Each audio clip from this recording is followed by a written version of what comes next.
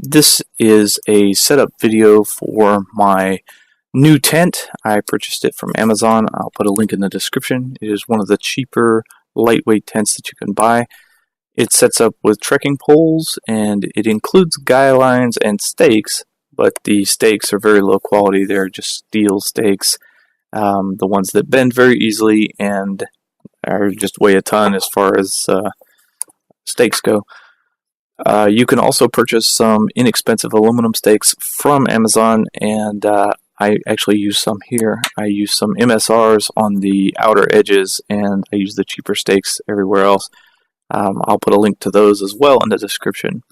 I purchased this tent because the tent that I had was a little over 8 pounds with the tent poles, and I needed to have something a little bit lighter than that.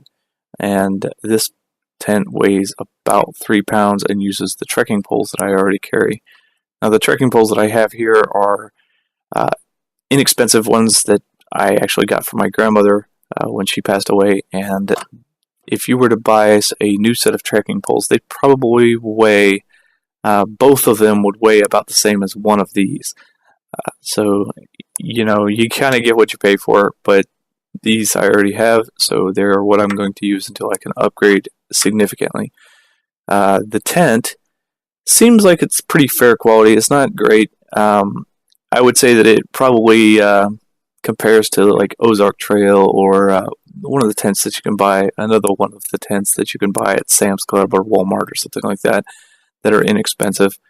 It costs, I think, $59 with Prime, and it did arrive 2 days, so that was kind of nice. There is a yellow version of the tent as well, but I did not want a glaringly yellow tent. I realized that the light actually, it's a light thing for me. Inside a yellow tent, the light is super warm, which is fine, but it makes it hard for me personally to read.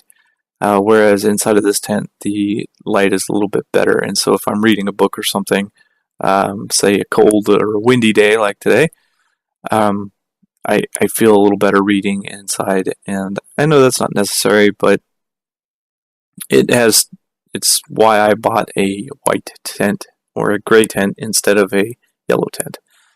You can see how I set it up. I tacked in the front lines first, and then I tacked in the side lines, and then when the tent was actually set up, I went ahead and staked in the bottom. And I did that because originally when I staked in the bottom first, the pitch was not quite all that well. It didn't pitch very well, and it was hard to tension. The adjustment on my trekking poles is not that easy, and so you'll see me kind of struggle to move them around a little bit, and I should really work the major wrinkles out of this as I pitch it, but this is only my second time doing it, so I would say it went up pretty well and withstood the wind that we had. I would say it withstood it pretty easily.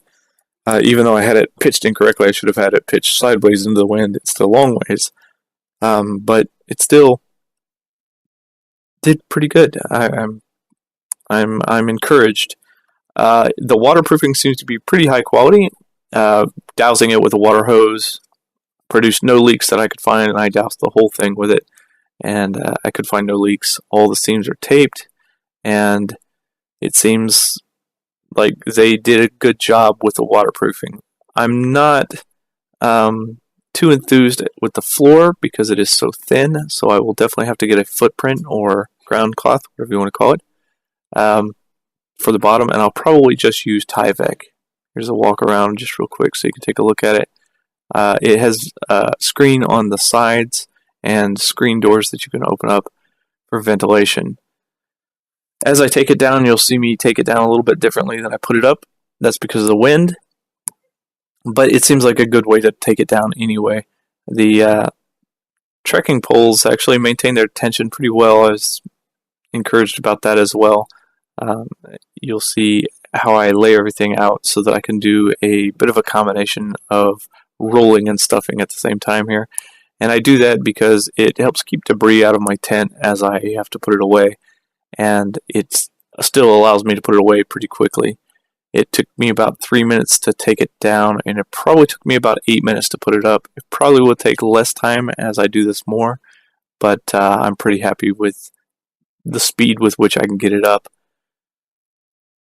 I like the tent, and I'm looking forward to using it on the Pinhoti Trail soon.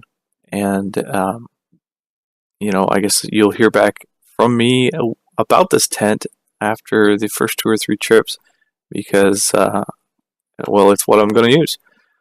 That's it, really. So enjoy this little bit of me putting it away. Thank you. And if you are of a mind, please like and subscribe, because that does help me out. It helps me a lot more than just liking it on Facebook. So please click through to YouTube so that I can actually see that people are watching the videos. All right, I appreciate it. Have a good day.